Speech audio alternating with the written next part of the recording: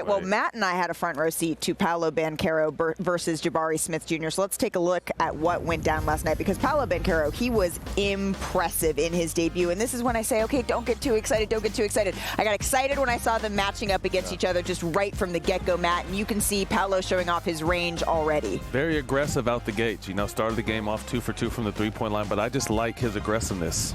Yeah, and look, you don't want to get too excited, but you can, because we're probably not going to talk too much about these teams during the regular season, so this is the time to have their shine. Well, Jamal Mosley, Thanks, Rich. He was there last night. He brought the team to watch Paolo do his thing. As he should. The crowd, when I walked in here last night and I saw how many people were in here to see, look at that. Look at how many folks are in here to see Paolo play, and they were not disappointed on both ends of the floor. Watch this. Oh, with authority. And look, this is the part, like, some players are more ready-made. Some players, you look at their upside and their development. I would put Jabari Smith in that book. I would put, you know, even Chet Holmgren, what they will become. Because right now, Pablo is a ready-made player. Paolo, yep. Yeah, he's got to improve his skill, but he's a ready-made player. Yeah, well, and then you have Jabari.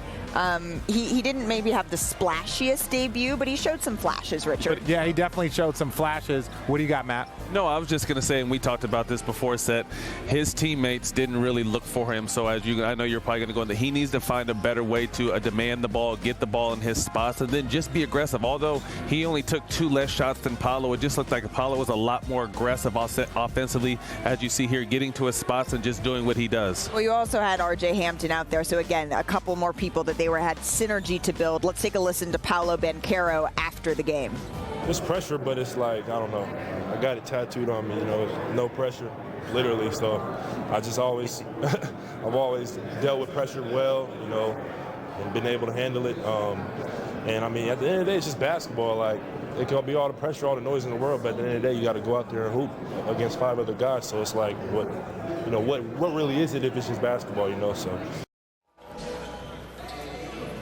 The Mavericks, they've turned up the music and they're getting in some practice time behind us. But what impressed you most, Matt? I'm going to start with you because you were actually in the building about Paolo's debut. Just aggressiveness on both ends of the ball. Yeah. I mean, he got to the basket. He shot threes freely, openly. He didn't care if he missed. He was just out there playing basketball. And then defensively, he made good recoveries, a few blocks. And then the one thing I like to see him be is more aggressive on the rebounds. I felt he just got rebounds that kind of came to him instead of going out there and getting him. But overall, just really impressive first night. You know, when I look at 2 young players, I look at, hey, how do they handle from game to game? Like, we saw Chet Holmgren come out and have a great game 1. Game 2, there was a little bit more physicality going against Kenny Lofton. So my takeaway from these games is that let's see what they do game 2, because you know what happens after game 1?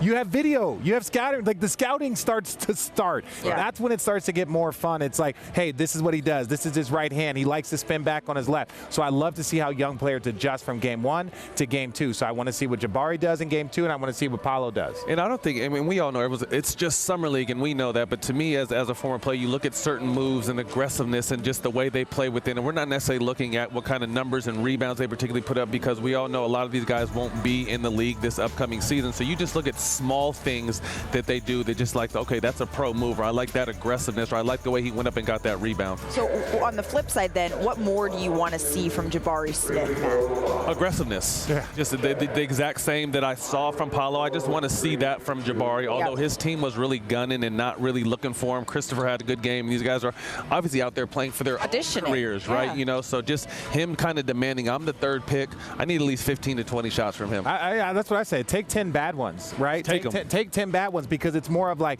hey, this is my range. This is what I can do. But also, Houston has to do a better job, in my opinion. I know it's just Summer League, but if you're there to feature your star, right? And you saw Orlando had R.J. Hampton. I didn't see Green out there.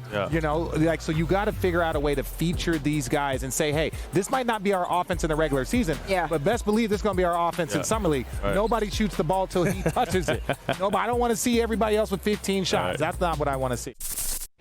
Thanks for watching ESPN on YouTube. For live streaming, sports, and premium content, subscribe to ESPN+.